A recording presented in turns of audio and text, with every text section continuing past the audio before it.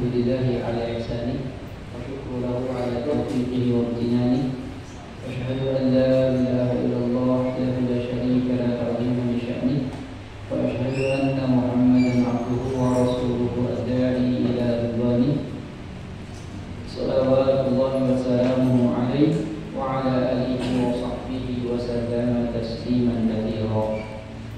اللهم انفعنا بما علمتنا وعلمنا ما ينفعنا وزدنا علما.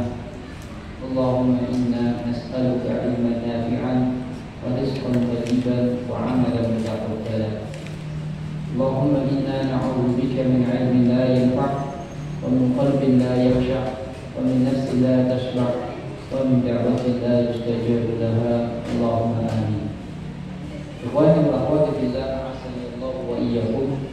Insyaallah pada kesempatan kali ini kita akan membahas tentang faslun fi adabin tata'allaqu bi shalatil jumu'ati wa yaumil jumu'ah. Pasal tentang adab-adab yang berkaitan dengan salat Jumat dan hari Jumat. Adapun hari Jumat, maka Rasul sallallahu alaihi wasallam telah menjelaskan dalam sebuah hadisnya yang sahih, khairu yaumin tala'at alaihi syamsu yaumul Jumat. Sebaik-baik hari yang mana matahari muncul di hari tersebut adalah hari Jumat. Fihi khuliqa Adam. Di hari Jumat tersebut Nabi Adam diciptakan. Wa fihi udkhila ila jannah. Dan di hari Jumat tersebut Nabi Adam dimasukkan ke dalam surga. Wa fihi ukhrij. Dan di hari tersebut Nabi Adam dikeluarkan. Wala taqumu sa'atu illa fi yaumil Jum'ah. Dan tidaklah kiamat itu terjadi melainkan di hari Jumat. Maka ini merupakan salah satu keutamaan dari hari Jumat. Kemudian juga dalam hadis lain Rasul sallallahu alaihi wasallam jelaskan bahwa hari Jumat itu adalah Idul Usbu'i, merupakan salah satu hari raya pekanan.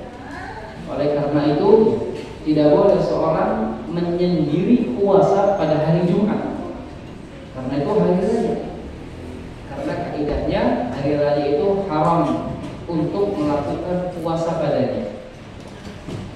Maka puasa pada hari Jumat jika tidak ada sebabnya, ujuk-ujuk mau puasa di hari Jumat, itu nggak boleh. Tidak boleh. Karena ini adalah hari raya pekanan. Kemudian juga kata Nabi sallallahu alaihi wasallam, Allah Subhanahu wa taala telah menyesatkan dari hari Jumat itu dua kelompok. Yang pertama Yahudi dan kedua Nasrani. Kemudian Allah Subhanahu wa taala membawa umat Muhammad dan memberikan hidayah di hari Jumat.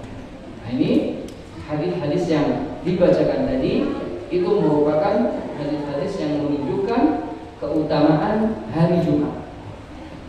Maka pengagungan terhadap hari Jumat, mengagungkan hari Jumat itu bukan hanya untuk lelaki saja, tetapi juga untuk perempuan. Karena Allah Subhanahu wa taala tetapkan hari Jumat itu untuk lelaki dan perempuan. Lalu apa saja di antara adab-adabnya? Wa hiya nahwa min 15. Kurang lebih ada 15-an kata beliau rahimahullah. Ahaduha an yasta'idda laha min yaumil khamis wa fi lailatil jum'ah. Hendaklah menyiapkan dirinya, menyiapkan hari Jumat itu dari hari Kamis dan dari malam Jumat. Apa yang harus disiapkan? Pertama adalah tanzif, menjaga kebersihan. Sebagaimana seorang akan menghadapi hari raya saja. Karena Jumatnya adalah hari raya. Kata Nabi, khairu yaumin, sebaik-baik hari dalam satu minggu adalah hari Jumat. Maka dipersiapkan dengan at-tanzif sebagai wujud pengagungan kita kepada hari Jumat. Wa ghusl thiyab, juga mencuci pakaian, ya. Wa i'dad ma yasbulah, dan mempersiapkan kebutuhan di hari Jumat. Yang kedua, al-iktisalu fi yaumiha, mandi di hari Jumat tersebut. Ini juga umum untuk lelaki dan perempuan. Namun untuk lelaki ditekankan lagi karena ia akan melakukan sholat Jumat. Untuk lelaki ditekankan lagi karena dia akan melakukan sholat Jumat. Wa fi sahihain wa ghairihima, dan di dalam hadis yang diriwayatkan oleh Imam Bukhari dan Muslim dan selain keduanya, bahwasanya di antara sunnah hari Jumat adalah mandi. Mandi sebagaimana mandinya seorang dari janabah. Bukan hanya mandi biasa, bukan hanya mandi di tanzif saja, bukan hanya mandi kebersihan saja, bukan. Tetapi mandinya seorang sebagaimana dia mandi janabah. Ini adalah salah satu sunnah yaum Jumat. Sekali lagi ini untuk lelaki dan untuk perempuan. Wal afdal fil ittisali ay yakuna qubail arwah ilaiha. Adapun untuk lelaki mandi ini, mandi Jumat ini ya bagusnya dilakukan ketika hendak berangkat Jumat. Bagusnya ketika dilakukan hendak berangkat Jumat. Jadi sekali lagi mandi Jumat ini salah satu sunnah yang ditetapkan untuk lelaki dan untuk perempuan. Yang mana yang dimaksud dengan mandi Jumat ini adalah mandi sebagaimana mandinya seorang dari janabah. Bukan mandi biasa. Kemudian yang perlu diketahui, para ulama berbeda pendapat tentang hukum mandi Jumat untuk lelaki. Kalau untuk perempuan sunnah, para ulama sepakat sunnah mandi di hari Jumat. Kalau untuk lelaki, para ulama berbeda pendapat. Karena apa? Lelaki ini ada satu ibadah khusus, yaitu apa? Salat Jumat. Para ulama berbeda pendapat tentang hukum mandi untuk salat Jumat. Ada yang mengatakan mustahab, ada yang mengatakan sebatas sunnah, bahkan ada yang mengatakan wajib. Itu semua berdasarkan hadis-hadis yang datang dari Rasul Sallallahu Alaihi Wasallam. Ini para ulama berbeda pendapat akan hukum mandi di hari Jumat untuk lelaki. Namun para ulama bersepakat bahwa sholat Jumat itu sah walaupun nggak mandi, tanpa didahului mandi. Hukum Jumatannya sah. Ya, dengan syarat dia tidak dalam keadaan junub. Kalau dalam keadaan junub mandinya jadi apa? Wajib. Ini seorang yang nggak dalam keadaan junub lalu mau sholat Jumat, ada syarat mandi. Nah mandi ini para ulama bersepakat bahwa sholat Jumat sah tanpa harus mandi. Mereka berikhtilaf, berbeda pendapat tentang hukumnya, tentang hukum mandi di hari Jumat. Ada yang mengatakan mustahab, ada yang mengatakan sunnah, ada yang mengatakan wajib. Dari mana sumber perbedaannya itu? Dari nas-nas hadis. Ada nas hadis yang mengatakan, ada yang nas hadis yang menjelaskan perintah, ada nas hadis yang menjelaskan keutamaan. Dari nas-nas hadis, ya, maka para ulama berbeda pendapat. Namun mereka bersepakat bahwa Jumatan itu sah walaupun seorang itu tidak mandi, dengan syarat dia tidak dalam keadaan junub. Kemudian at-tazayyun bi tanzifil badan, berhias ya, dengan membersihkan badan. Wa qassil adfar, dan juga memotong kuku. Memotong kuku. Wasiwak, dan juga bersiwak. Wa ghairi dzalika mimma taqaddama min izalatil fadalat, dan yang selainnya yang sebagaimana telah kita bahas pada bab menghilangkan ya kotorannya. Wa yatatayyab, dan juga memakai minyak wangi. Wa yalbas ahsana thiyabi, dan juga memakai pakaian terbaik. Nah ini ya, ini untuk wanita, namun ditekankan untuk laki-laki. Ini untuk wanita. Wanita juga di hari Jumat itu dia boleh berhias, dia boleh memakai pakaian terbaik, dia boleh memakai minyak wangi, dengan syarat dia tidak boleh keluar dengan menggunakan minyak wangi tersebut. Kalau keluar dengan pakaian terbaik boleh, selama pakaian itu ya sah secara syariat, selama pakaian itu tidak melanggar syariat. Namun untuk minyak wangi ya, maka al-hadar harus ya, diingatkan darinya. Karena Karena Rasul sallallahu alaihi wasallam bersabda, ayyuma mar'atin istahharat famarrat ala qaumin liyajidu rihaha fahiya zaniyah. Siapa saja perempuan yang keluar dengan memakai minyak wangi, yang wanginya itu tercium oleh sekelompok lelaki, yang wangi itu tercium oleh sekelompok lelaki, apa kata Nabi? Fahiya zaniyah, tertulis baginya dosa zina. Tertulis baginya dosa zina. Maka ya, ada peringatan penting tentang wangi tersebut. Maka wangian ini dipakai di dalam rumahnya, di depan mahramnya. Bukan berarti wanita nggak boleh pakai minyak wangi, bukan. Dia boleh pakai minyak wangi, yang nggak boleh untuk keluar dengan menggunakan minyak wangi, itu nggak boleh. Kalau di rumah dia boleh berhias untuk suaminya, bahkan berpahala. Berhias untuk suaminya itu berpahala. Berhias di depan mahramnya, depan anak-anaknya, dengan memakai pakaian terbaik, itu tidak nikmat. Tetapi iyaki antas ta'ar, maka hindari bagi perempuan untuk keluar dengan memakai minyak wangi. Kemudian ar-rabi at-tabkiru ilaiha masyian, bergegas ya, menuju tempat salat Jumat, bergegas menuju masjid masyian, yang lebih utamanya dengan jalan kaki, in amkan, jika mungkin. Wa yanbaghi lisa'i ilaiha li jami'in an yamshiya bi sukunin wa khusyu'in.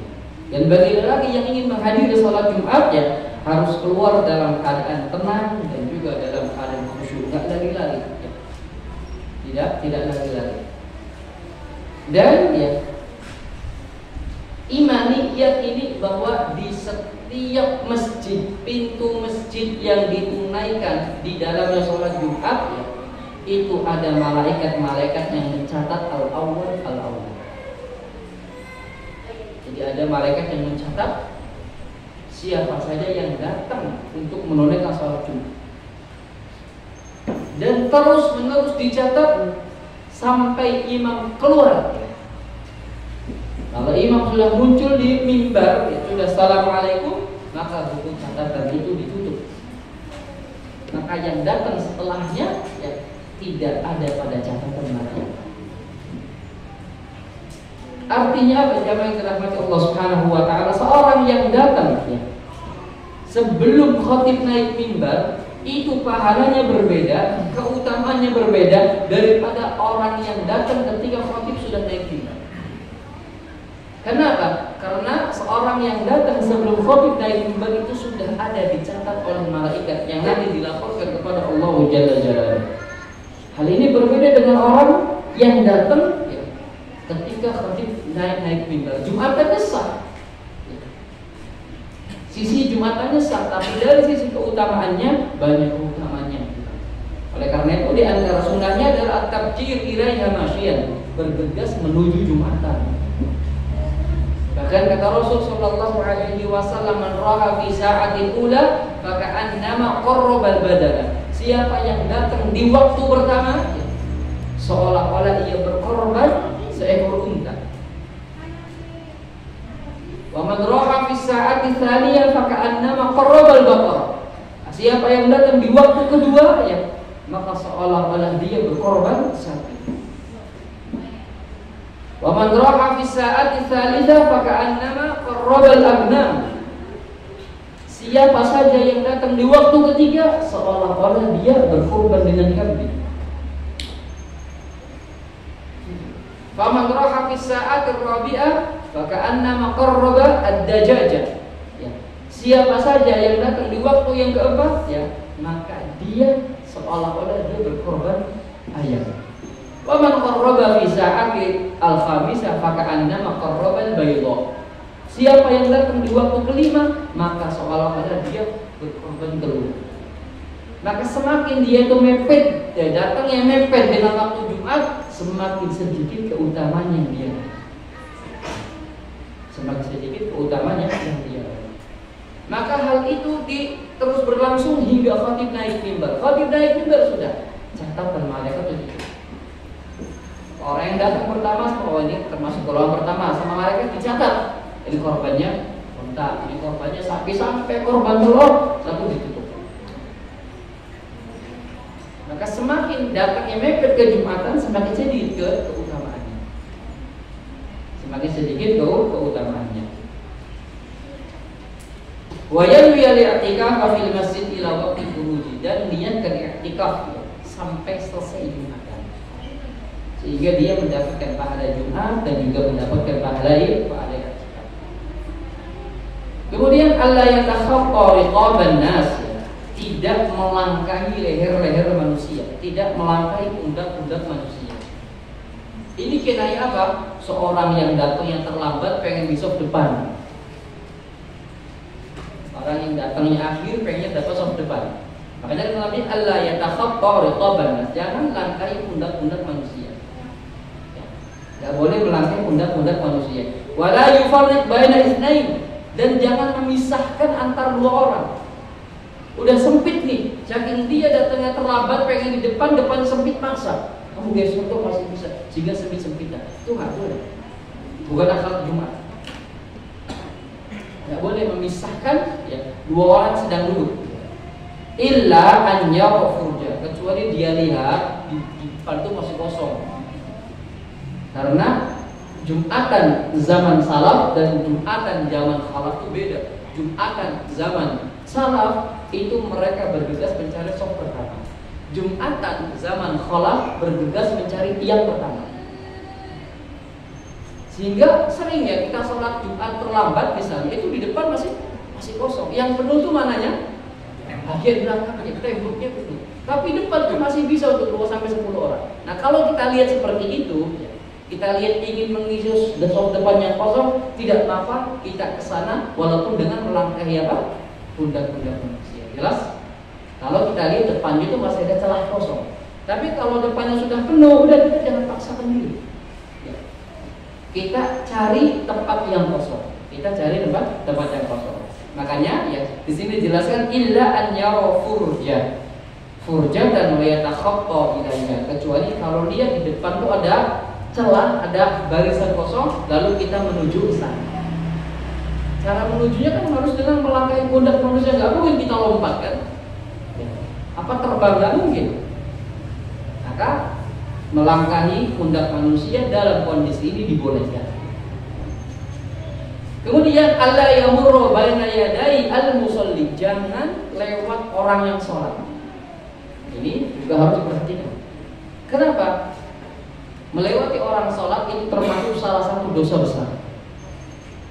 Karena Nabi SAW, jika seorang itu tahu dosa dibalik melewati orang sholat, jika seorang itu tahu bagaimana besarnya dosa melewati orang sholat, maka baginya berdiri menunggu selama 40 tahun atau 40 hari itu lebih baik bagi.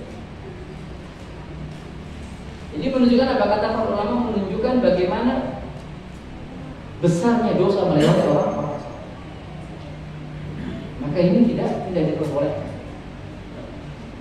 Tidak diperbolehkan. Kecuali sebagian ulama mengatakan kecuali pada 3 masjid.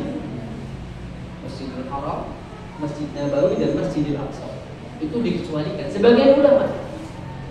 Karena kalau kita di Masjidil Haram susah kalau nggak melewati orang salat.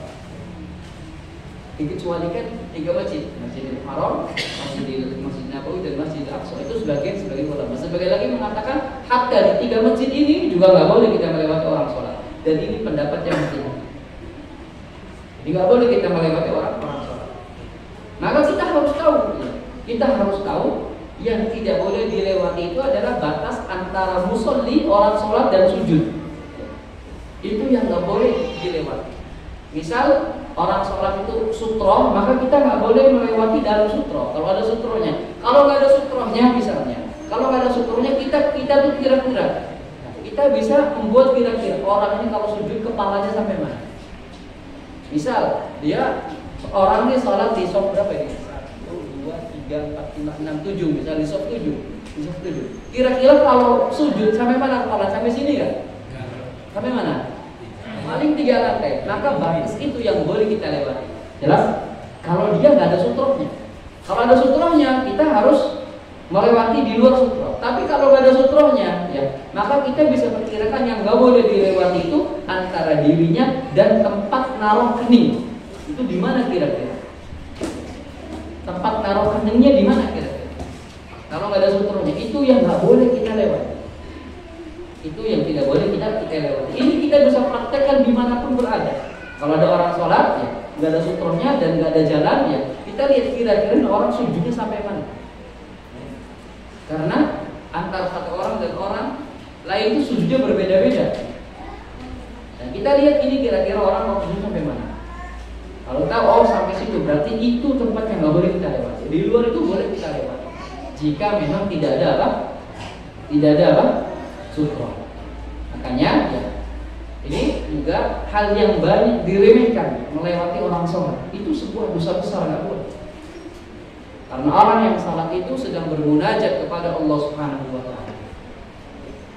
Secara gampangnya gini, orang lagi ngobrol satu sama ini lagi ngobrol, kita lewat tengah tangannya, sopan apa enggak? Ya? Itu ya walillahil mathalul a'la. Dan bagi Allah perumpamaan yang tinggi. Itu permisalan saja. Ya litakribil fahmi, untuk mendekatkan pemahaman kita. Kalau ada orang lagi ngobrol gini, terus kita lewati tengah tangannya, sopan apa tidak? Maka seperti itu juga. Seorang sholat sudah bermunajat kepada Allah Subhanahu wa Ta'ala, maka kita nggak boleh melewati orang. Bahkan kata Nabi Shallallahu Alaihi Wasallam, kalau ada orang yang mau melewati orang sholat, kita boleh menahannya. Fa'in aba faqatilu, kalau dia tetap, ya, kita boleh membunuhnya. Bunuhlah dia, kata. Maksudnya apa? Itu perkara besar.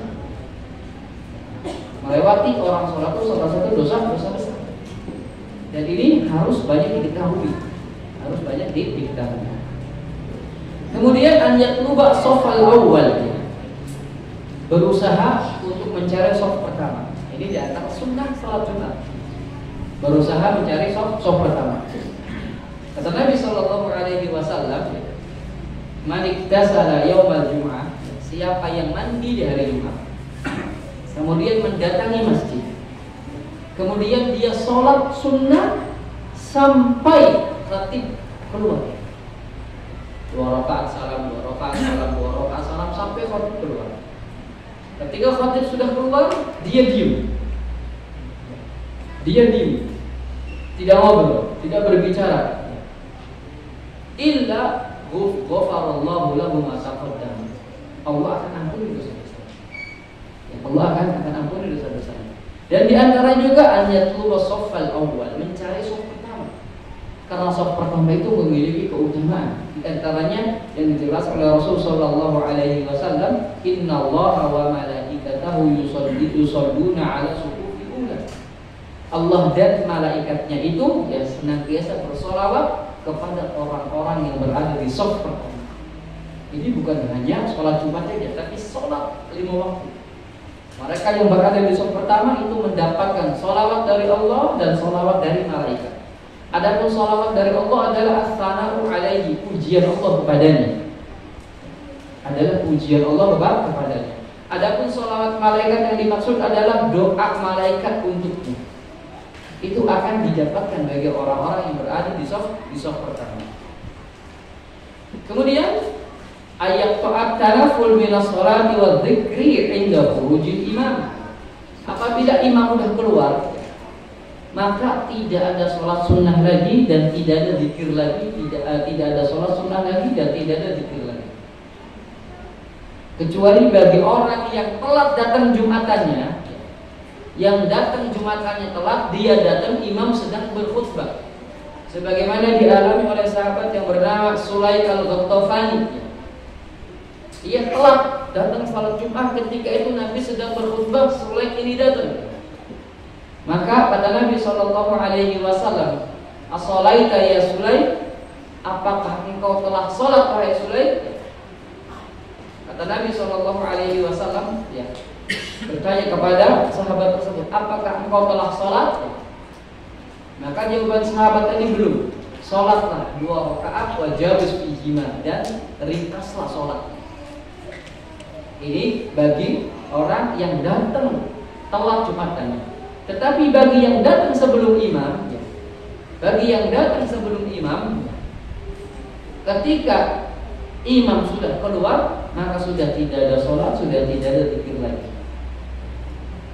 Siap-siap apa? Mendengarkan khutbah. Siap-siap mendengarkan khutbah, bukan siap-siap tidur. Siap-siap dengarkan khutbah. Wa yastagil bi ijabatil muadzin. Kemudian sibukkan diri untuk menjawab adzan, tsumma bisama'i khutbah, kemudian mendengarkan khutbah. Jadi sibuk jawab adzan, kemudian dengarkan khutbah. Kemudian berikutnya an yusalliya sunnah ba'dal jum'ah insya'a rak'ataini wa insya'a arba'an. Salat sunnah ba'diyah Jumat. Salat sunnah ba'diyah Jumat. Di sini ya tidak disebutkan salat sunnah qabliyah Jumat, karena memang tidak ada salat sunnah qabliyah Jumat.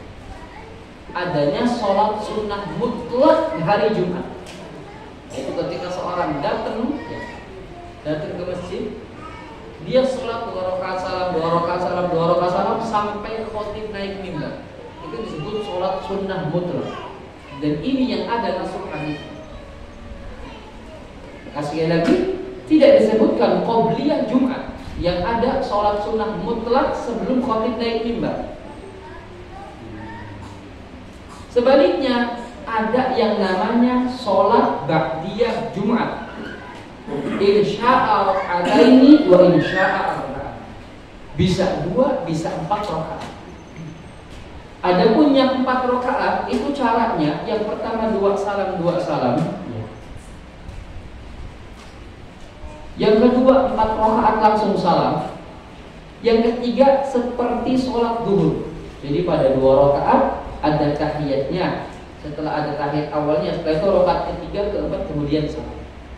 Jadi ada ya tanawwu dalam ada berbagai macam cara dalam melakukan sholat 4 rakaat ba'diyah Jumat.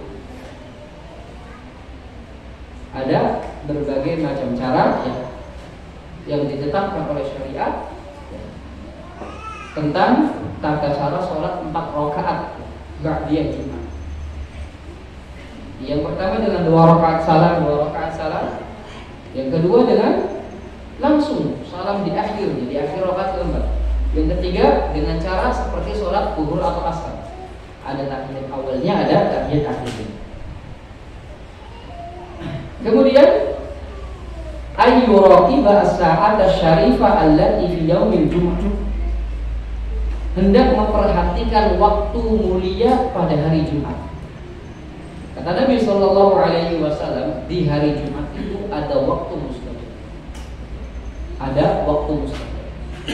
Tidaklah seorang itu sholat dan berdoa bertepatan dengan waktu tersebut kecuali akan diterima sholatnya dan akan dikabulkan permintaannya. Dan itu terjadi di hari Jumat. Terjadi di hari Jumat. Maka tugas kita ini untuk lelaki dan perempuan juga. Kalau tadi ya, masalah sholat Jumat lelaki. Nah ini untuk ikhwan dan akhwat juga, memaksimalkan waktu mustajab di hari Jumat. Kata Nabi, di hari Jumat itu ada waktu mustajab. Di hari Jumat ada waktu mustajab. Yang tidaklah seorang itu sholat dan berdoa bertepatan dengan waktu tersebut, melainkan akan diterima sholatnya dan dikabulkan permintaannya. Bi'ihdari qalbi, dengan menghadirkan hati dan mudah, juga dengan berzikir. Pertanyaannya, ya, kapan waktu mustajab ini? Kapan waktu mustajab ini? Qala al-musannif rahimahullah wa khulifa fi hadhihi sa'ah. Para ulama berbeda pendapat tentang kapan waktu mustajab ini. Fa fi afradi Muslim min hadits Abi Musa, dalam riwayat Muslim dari hadits Abu Musa radhiyallahu ta'ala anhu, ma baina an yajlisal imamu ila an tuqtas salat. ketika duduknya imam sampai selesai sholat. Jadi waktunya sangat singkat. Ketika duduknya imam sampai selesai sholat. Tapi itu kurang lebih berapa waktunya? Kurang dari 5 menit. Karena ada jeda ya, antara dua khutbah, khutbah pertama dan khutbah kedua. Ketika imam duduk, selesai dari khutbah pertama, imam duduk, itulah di antara waktu mustajab. Itulah di antara waktu mustajab. Sampai imam berdiri lagi. Kira-kira berapa menit? 1 menit. 1 menit tetap 30 detik. 1 menit. Qadra an yaqula imam surat al-ikhlas. Jarak duduknya itu ya, jarak duduknya khatib qadra an yaqra khatib surat al-ikhlas. Batasnya itu bacaan surat al-ikhlas. Coba antum baca surat ikhlas, itu kira-kira berapa menit ngabisinnya? Itu waktu mustajab. Nah, salah satu pendapat mengatakan itu waktu mustajab. Jadi sangat sedikit sekali. Kalau terlewat nunggu minggu depan. Apalagi orang yang Jumatan itu dibanguninnya pas koma.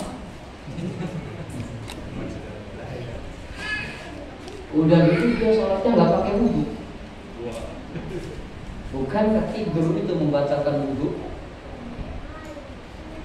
Tidur yang membatalkan wudhu itu tidur yang tidak ada ihsas lagi. Walaupun dia dalam keadaan duduk. Tidur yang dengannya dia nggak merasakan apa-apa lagi.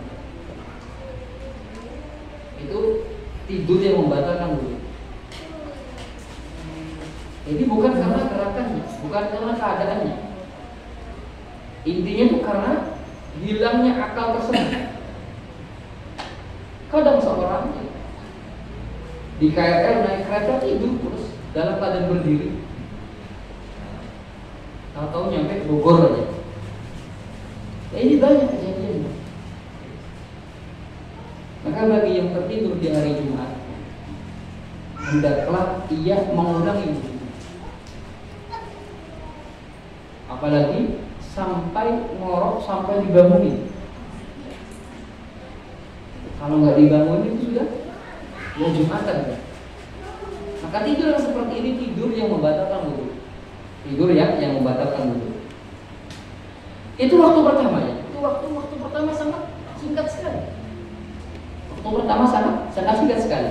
Itu ya dari riwayat Abu Musa al-Asy'ari. Wash-shahih annahu mauquf. Dan yang sahih ini adalah pendapatnya Abu Musa, tidak sampai ke Rasul sallallahu alaihi wasallam. Jadi pendapatnya Abu Musa al-Asy'ari. Wa fi hadits Jabir ya. Dan dalam hadis Jabir radhiyallahu taala anhu, annaha akhiru sa'atin ba'dal asri. Waktu mustajab itu adalah setelah sholat asar di hari Jumat. Dan ini ya, hadisnya lebih kuat dari yang pertama, yaitu setelah asar di hari Jumat. Dan kalau kita lihat ya kehidupan para salaf ya, di asar hari Jumat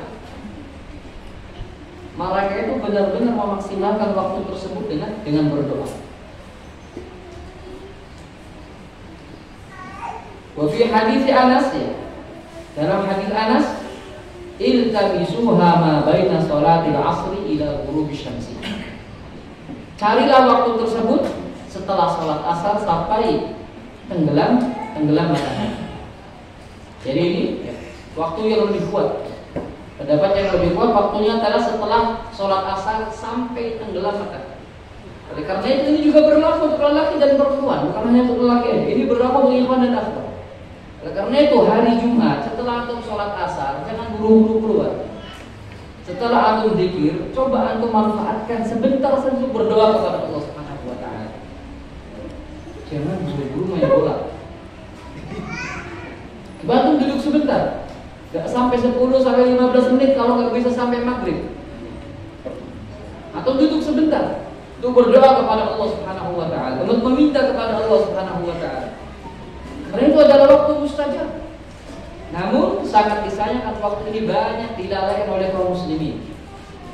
entah karena kejahilannya atau entah karena kegofilannya. Namun yang pasti waktu ini banyak dilalui oleh kaum muslimin. Maka ini adalah waktu yang mustajab. Kalau terlewat waktu pertama, yaitu waktu antara duduknya imam yang sangat sebentar sekali, masih ada waktu kedua, waktu yang panjang, yaitu setelah sholat asar sampai tenggelam matahari. Maka gunakanlah sebagian waktu tersebut untuk bermunajat kepada Allah Subhanahu wa taala. Gunakanlah waktu tersebut untuk bermunajat kepada Allah Subhanahu wa taala. Oleh karena itu, ya, jika ada jenazah yang meninggal di hari Jumat, maka usahakanlah disolatkan itu setelah asar. Karena dalam sholat jenazah itu isinya apa? Dan doa-doa setelah asar di hari Jumat itu mustajab. Ini bab targhib, bukan harus, bukan. Tetapi bab memanfaatkan waktu mustajab. Kalau meninggalnya hari Kamis, ya kubur hari Kamis. Jangan meninggal Kamis, kubur dia Jumat sore, kesian jenazahnya. Karena termasuk sunnah itu adalah al-isra' bil janazah, mempercepat pengurusan jenazah itu adalah salah satu sunnah. Namun kalau dia meninggal hari Jumat, ya, maka untuk kepentingan jenazah tadi kuburkanlah setelah asar, sholatkanlah setelah asar. Karena waktu tersebut adalah waktu apa? Mustajab. Yang mana doa-doa dari orang yang mensolatinya itu diijabahi Allah Subhanahu wa taala. Sehingga lebih manfaat buat siapa? Buat jenazah. Jadi ini ya adalah salah satu waktunya. Kemudian qala Abu Bakar Al-Asram rahimahullah, berkata Abu Bakar Al-Asram, seorang tabi'in rahimahullah, la takhlu hadhihi al-ahadits min wajhayn. Hadis-hadis tentang penentuan waktu mustajab di hari Jumat itu enggak lepas dari dua keadaan. Imma ayyakuna ba'duha asahhu min ba'di. Yang pertama, hadisnya itu lebih sahih daripada hadis yang lain. Sebagaimana hadis yang menjelaskan setelah asar itu lebih sahih daripada hadis yang menjelaskan waktunya adalah antara dua khutbah. Itu kemudian pertama. Wa imma an takuna hadisa'atu tantamilu fil awqat. Bisa jadi waktunya berbeda-beda antara satu Jumat dan Jumat berikutnya. Mungkin Jumat sekarang waktunya setelah asar, Jumat depan waktunya ya antara dua khutbah. Kata naqulil lailatul qadri fi layalil ashr, sebagaimana berpindahnya Lailatul Qadar dari tahun ke tahun.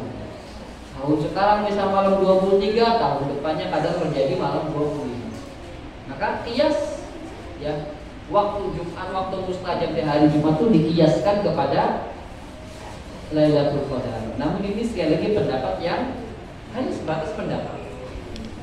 Namun dia para ulama baik dari kalangan salaf ataupun dari kalangan khalaf, ya, mereka kebanyakan mereka berpendapat bahwa waktu mustajab itu setelah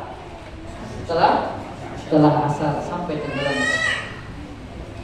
Karena ini hadisnya hadis yang sahih, banyak diriwayatkan oleh para a'immatul hadis dan juga banyak dipraktekkan oleh para salaf. Banyak dipraktikkan oleh para salaf, di mana mereka itu menyibukkan diri dengan ibadah setelah asar di hari Jumat sampai tenggelam matahari.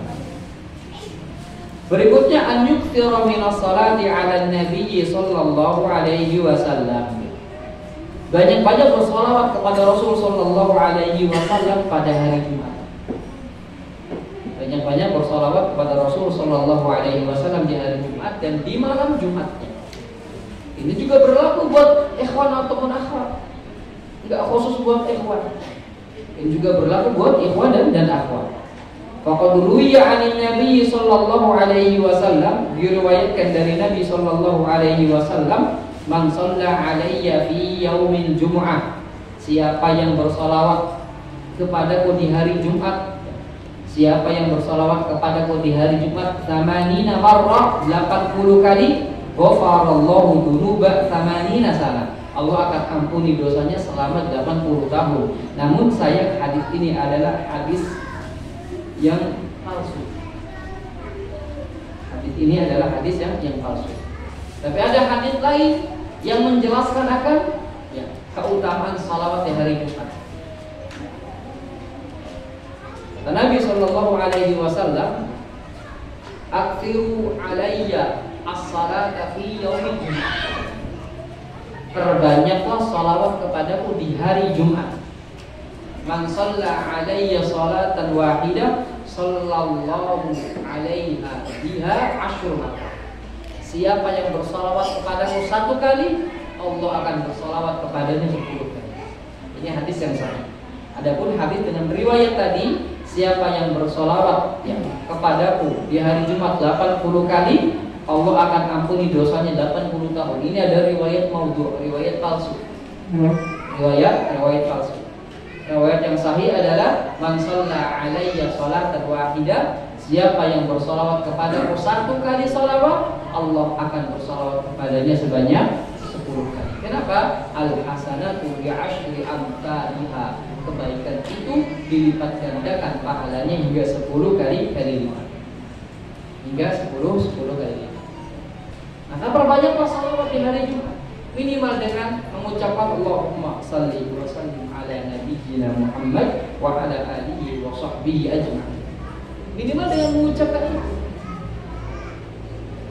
Masa nggak bisa sih dengan mengucapkan itu? Allahumma salli wa sallim ala nabiyyina Muhammad wa ala alihi wa sahbihi ajma'in. Kita perbanyak ucapan-ucapan tersebut. Wa in ahabba zada fi sholati alaihi du'a. Jika perlu ditambahkan doa setelah sholawat. Sebagaimana Allahumma ati Muhammadan al-wasilah wal fadilah wa ba'athul maqamal mahmud alladhi wa'adta. Sebagaimana doa setelah adzan. Sebagaimana doa setelah adzan. Atau juga mau maka sholawat Ibrahimiyah, enggak jadi masalah. Yang penting ia bersolawat. Banyak-banyak bersolawat kepada Allah, banyak-banyak bersolawat kepada Rasul Shallallahu Alaihi Wasallam di hari Jumat, maka Allah akan membalas solawat kita. Kemudian waliyadis ila salati al istighfar. Kemudian tambahkan juga istighfar. Jadi nggak hanya bersolawat saja, tambahkan juga istighfar. Fa innahu mustahabun fi dzalika al-yaum, karena istighfar itu sangat dianjurkan di hari Jumat. Kemudian an yaqra'a surat al-kahfi, membaca surat al-kahfi. Ini umum bagi laki-laki dan bagi wanita ya. Bagi laki-laki dan bagi wanita. Sebagaimana yang dijelaskan oleh Rasulullah sallallahu alaihi wasallam ya. Man qara'a surat al-kahfi, dari Abu Sa'id Al-Khudri.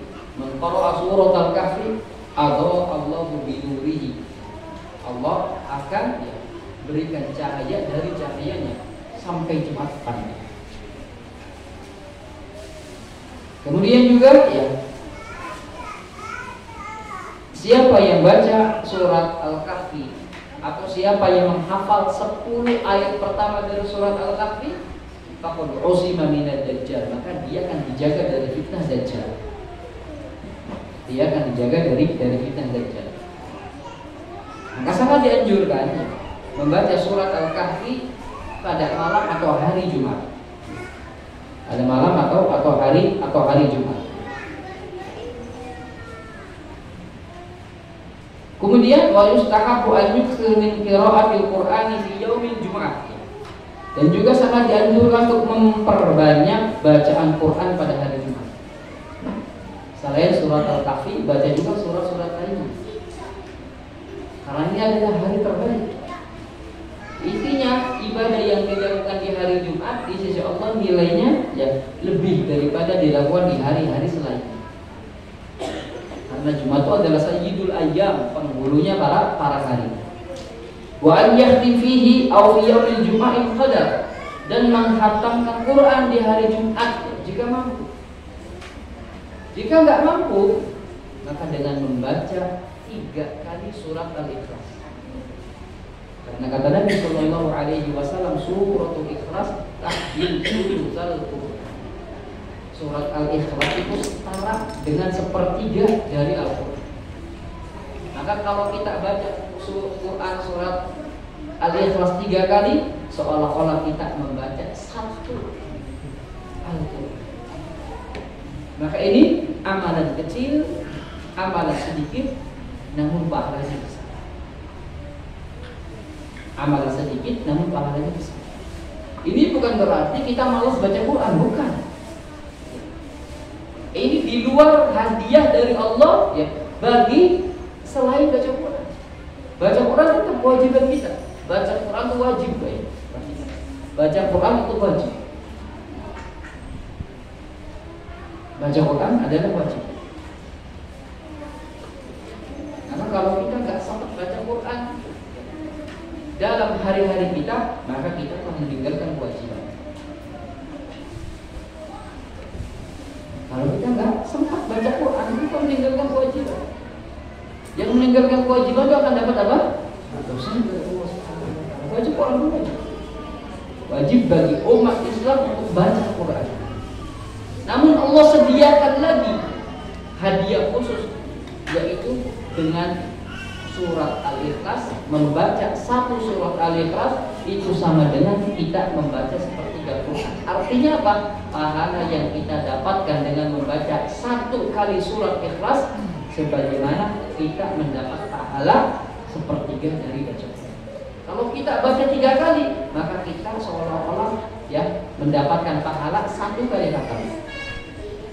Ini amalan yang ringan, yang berhadiah, yang berpahala sangat besar. Maka jangan ditinggalkan. Kalau kita sebelum tidur itu antum baca surat Ikhlas 3 kali, sehingga antum tidur dalam keadaan mendapat pahala bacaan Quran benar.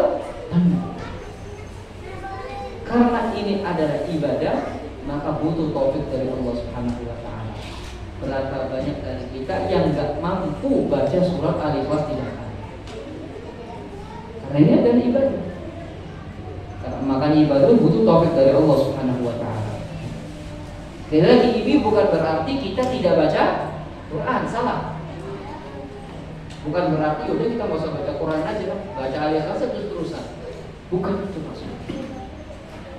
Baca Quran adalah kewajiban.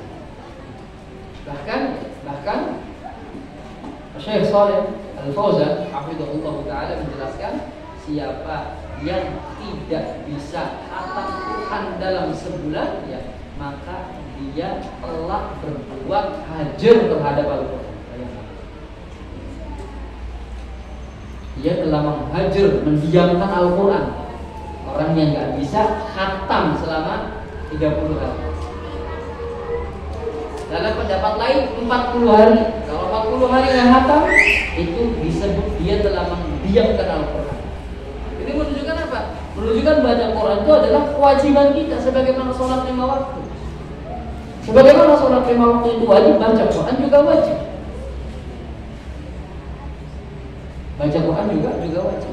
Namun baca Qurannya itu nggak dibaca sesuai dengan kemampuan. Yang penting kita buka mushaf hari ini. Ini yang dilakukan oleh para sahabat itu, di antara Utsman bin Affan.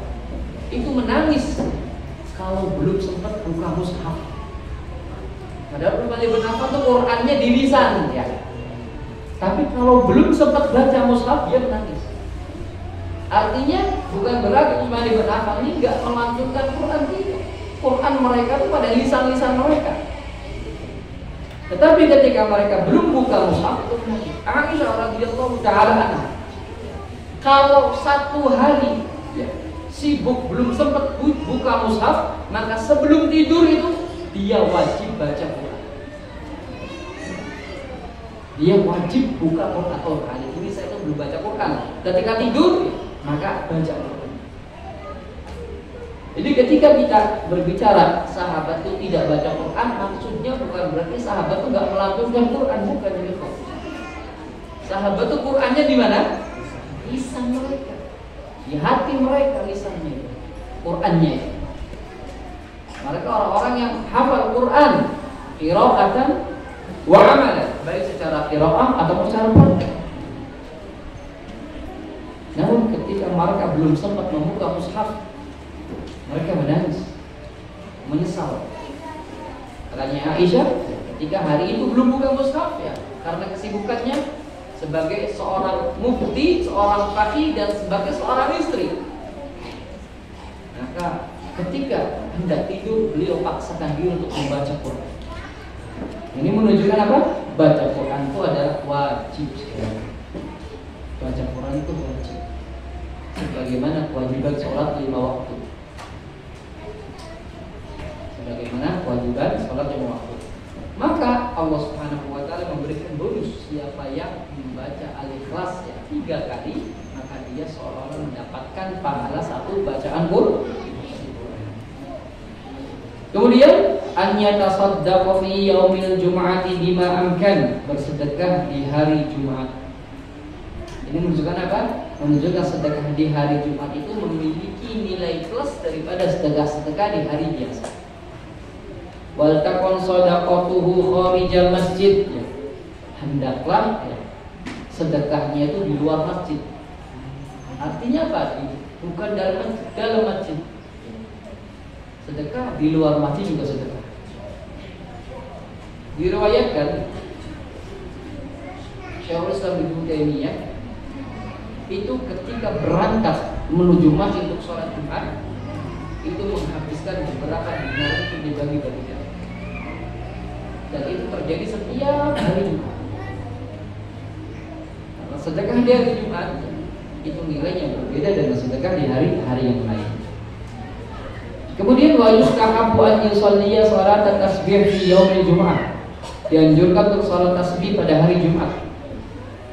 Perlu diketahui, salat tasbih itu sendiri adalah salat yang para ulama berselisih pendapat tentangnya. Ada sebagian ulama mengatakan salat tasbih itu salat yang tidak ada. Salat yang tidak ada. Tetapi tidak sedikit para ulama yang menyatakan bahwa sholat tasbih itu sholat yang benar. Artinya riwayat tentang sholat tasbih itu para ulama berbeda pendapat dalam menghukuminya. Ada sebagai ulama yang menghukumi bahwa hadisnya itu hadis yang gaib, tetapi tidak sedikit juga yang menghukumi hadisnya adalah hadis yang sahih. Oleh karena itu kita sempatkan untuk melakukan sholat tasbih walaupun seumur hidup sekali. Ini wasiat dari para ulama agar terhindar dari perselisihan. Kita kerjakan sholat tasbih itu minimal seumur hidup sekali. Itu batas minimal. Tapi pertanyaannya, itu tahu sholat tasbih itu seperti apa? Berapa rakaat sholat tasbih? 4 rakaat. Di setiap rakaat membaca berapa kali? Kalau yang 1 rakaat totalnya 75 kali. Jadi setelah dia baca Al-Fatihah, kemudian baca surat. Sebelum ruku dia baca Subhanallah, Alhamdulillah, wa la ilaha illallah, wallahu akbar 15 kali. Jadi setelah baca Al-Fatihah, ya, kemudian baca surat. Biasanya setelah baca surat itu apa? Nah ini tidak. Beres baca surat, dia baca ya Al-Baqiyatus Shalihat tadi sebanyak 15 kali. Subhanallah, Alhamdulillah, wa la ilaha illallah, wallahu akbar 15 kali. Kemudian dia ruku. Ketika ruku, baca Al-Baqiyatus Shalihat tadi 10 kali. Jadi berapa itu? 25. Jadi ketika ruku baca 10 kali. Subhanallah, Alhamdulillah, wa la ilaha illallah, wallahu akbar. Subhanallah, Alhamdulillah, wa la ilaha illallah, wallahu akbar. Berapa kali? 10 kali. Bangun dari ruku baca itu 10 kali. Bangun dari ruku baca itu 10 kali. Jadi berapa? 35. Kemudian setelah itu sujud. Di saat sujud baca Al-Baqiyatus Shalihat 10 kali. Jadi berapa? Kemudian duduk di antara 2 sujud. Baca Al-Baqiyatus Shalihat sebanyak 10 kali. Berapa?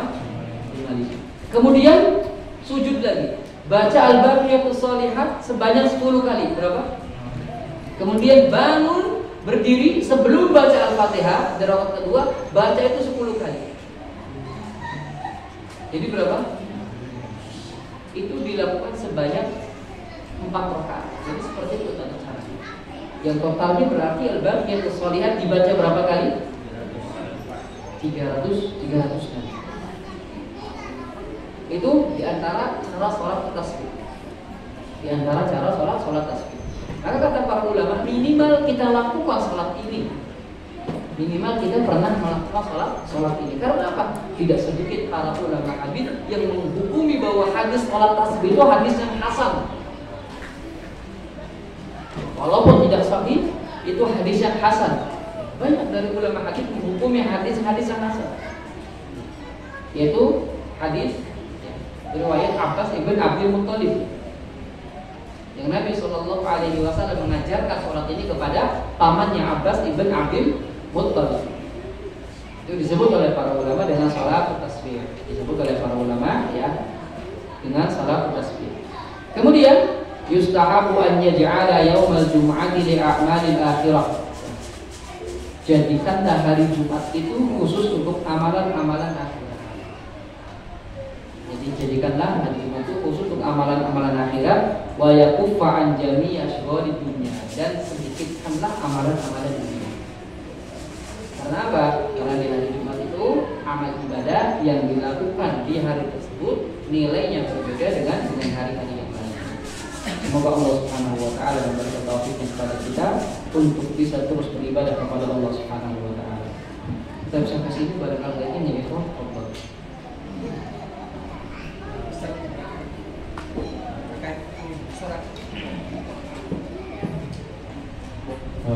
Pertanyaan pertama terkait sholat tasbih. Saya lihat di kampung itu ngadain sholat tasbih tapi dengan cara berjamaah. Apakah memang dibolehkan sholat tasbih itu secara berjamaah? Itu yang pertama. Itu dulu Ustaz. Yang pertama dulu. Jadi sholat tasbih. Hatta jika sholat ini dihukumi, hadisnya dihukumi dengan hadis yang hasan, maka sholat tasbih ini termasuk jenis sholat wajib apa sunnah? Termasuk sholat sunnah. Dan hukum asal sholat sunnah itu dilakukan secara furoda. Apa itu furoda? Sendiri-sendiri, bukan haji.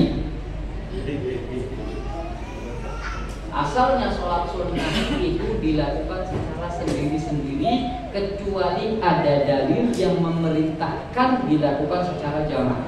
Apa aja? Tarawih itu jamaah. Sholat gerhana, sholat id, sholat jenazah itu dilakukan secara jamaah.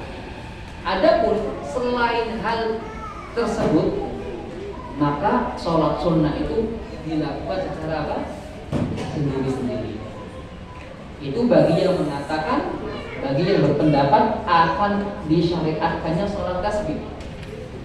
Maka sholat tasbih ini min jinsi sunnah, termasuk sholat tatawwu. Maka sholat tatawwu hukum asalnya dilakukan secara sendiri, kecuali ada dalil yang menyuruh untuk menunaikannya secara apa? Secara jamaah. Jelas? Maka tidak ada tuntunannya dilakukan secara jamaah. Ini adalah bid'ah baru. Karena tuntunannya adalah dilakukan secara apa? Secara sendiri. Wallahu a'lam.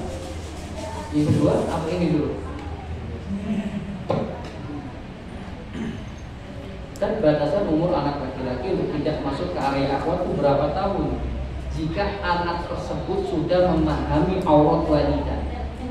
Diambil dari firman Allah, wa tiflul ladzi lam yadhharu ala auratin nisa. Seorang wanita boleh membuka aurat di depan anak yang belum paham tentang aurat wanita. Nah, para ulama memberi batasan itu ketika anak sudah umur 7 tahun ke atas. Kalau anak sudah umur 7 tahun ke atas, ya, maka anak tersebut dianggap sudah memahami aurat wanita. Artinya anak tersebut sudah mulai dikenalkan adab-adabnya, mulai dikenalkan adab-adabnya. mulai usia 7 atau 8 tahun. Untuk tidak masuk ke area akhwat itu berapa? Ya 7-8 tahun. Karena usia-usia itu dianggap usia anak-anak yang sudah memahami aurat wanita. Sudah memahami aurat wanita. Makanya ya diberi edukasi, diberi penjelasan, bukan langsung diusir, bukan. Diberi pendidikan dulu, diberi pendidikan terlebih dahulu.